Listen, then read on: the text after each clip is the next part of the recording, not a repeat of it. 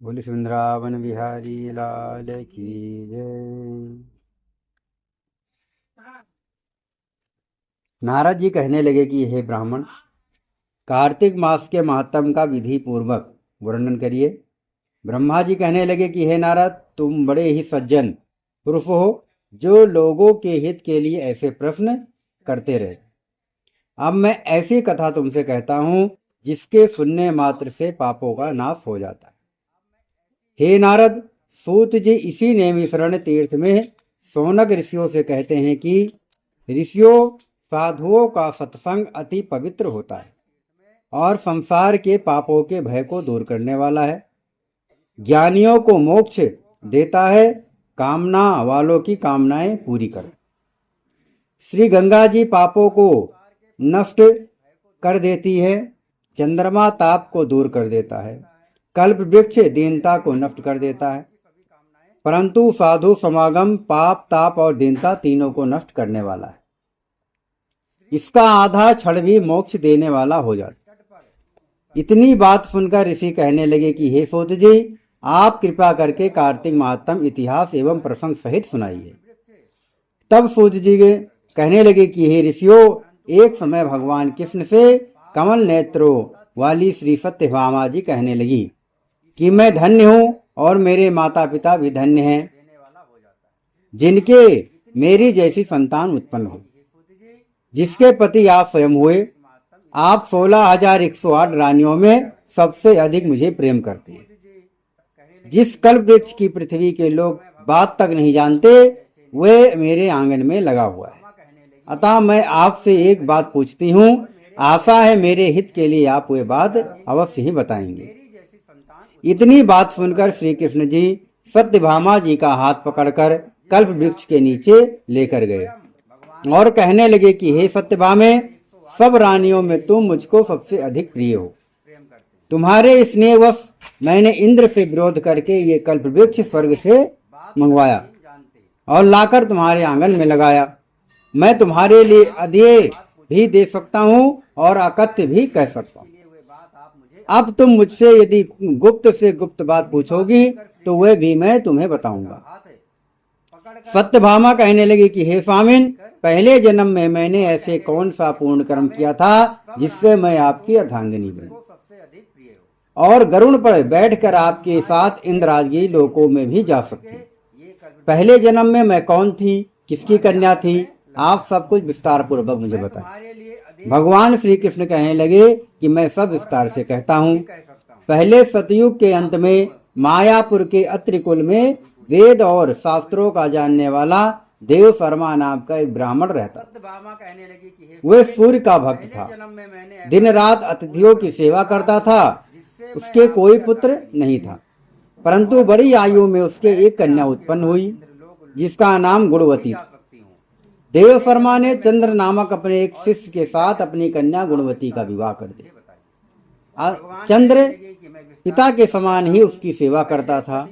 एक दिन देव शर्मा अपने दामाद के साथ में लकड़ियां काटने के लिए हिमाचल के पास में गया। वन में इधर उधर फिरते हुए उन्होंने एक भयंकर राक्षस देखा। उसको देख वे दोनों भागने में असमर्थ हो गए वहां से और दोनों ही उस राक्षस के हाथों से मारे गए। परंतु उस क्षेत्र के प्रभाव और अपने कर्मों के कारण हमारे बैकुंठ धाम में दोनों आ गए। क्योंकि जैसे मेघ से बरसा हुआ जल सभी नदियों द्वारा समुद्र में ही जाता है, उसी प्रकार गणेश जी, सूर्य, विष्णु और किसी भी देवता की उपासना की जाए वह सब मुझको ही प्राप्त है। इसी प्रकार वे दोनों सूर्य के भक्त हमारे दूतों द्वारा विमान में बैठकर हमारे लोक को लाए गए। उन दोनों का मरण सुनकर गुणवती बड़ा रुदन करने लगी और पुकारने लगी कि हे पिता, हे पति, तुम्हारे बिना मेरा निर्वाह कैसे होगा? मैं किस प्रकार जीवित रहूंगी? तुम मुझे छोड़कर कहाँ चले गए? मेरे अन्न और भोजन का प्रबंध अब कैसे होगा? मेरे लिए अब कोई ठिकाना नहीं रहा। इस प्रकार विलाप करती हुई वे अचेत होकर वृक्ष की तरह भूमि पर गिर पड़ी। जब कुछ चेतना आई तो उसने घर का सामान बेचकर दोनों की अंत्येष्टि क्रिया करी। मेरी भक्ति हुए में वे सदा ही तत्पर रहने लगी। इसी प्रकार कार्तिक मास भी आ गया और वे कार्तिक के व्रत करने लगी और साथ में एकादशी का व्रत भी करने लगी। ये दोनों ही व्रत भगवान को अति प्रिय हैं और मुक्ति और ऐश्वर्य देने वाले हैं। कार्तिक मास में तुला के सूर्य में जो प्रातः काल स्नान करते हैं, जागरण और दीपदान करते हैं, उनके महापातक नाश हो जाते हैं। जो मंदिर में जाकर झाड़ू देते हैं या भगवान की पूजा करते हैं, वे जीवन मुक्त हो जाते हैं। जो तुलसी के वन की पालना करते हैं, वे फिर इस संसार में आकर जन्म नहीं लेते। एक दिन वे जर से पीड़ित हो गई, तब भी दुर्बल शरीर वाली गुणवती गंगा स्नान को गई। अतएव गंगा जी में प्रवेश करते ही शीत के मारे उसकी देह कांपने लगी और वह स्थिर होकर वहीं पर गिर गई। उसी समय हमारे दूत सुंदर विमान में बैठाकर उसको हमारे धाम ले आए। यह कार्तिक के व्रत का ही प्रभाव था। फिर द्वापर में ब्रह्मा आदि देवताओं की प्रार्थना पर इस पृथ्वी का भार उतारने के लिए हमने कृष्णा उतार लिया। तो उस समय हमारे ही जब देवगण यादव बने और तुम गुणवती सत्यभामा बनी। कार्तिक के व्रत के प्रभाव से तुम हमारी सबसे प्रिय हुई। तुमने अजन्म तुलसी के वृक्ष का पालन किया, इसलिए तुम्हारे आंगन में कल्प वृक्ष है। सत्यभामा को बता रहे हैं। कार्तिक में तुमने दीपदान किया था, इसलिए तुम्हारे घर में लक्ष्मी जी स्थित हैं। जो कार्तिक मास में तुमने व्रत आदि किए थे, उसी के फल से तुम हमारी अर्धांगिनी हुई।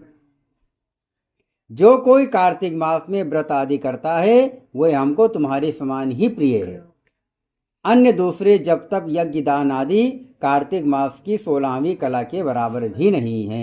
बोले वृंदावन बिहारी लाल की, बोले श्री कृष्ण भगवान की जय।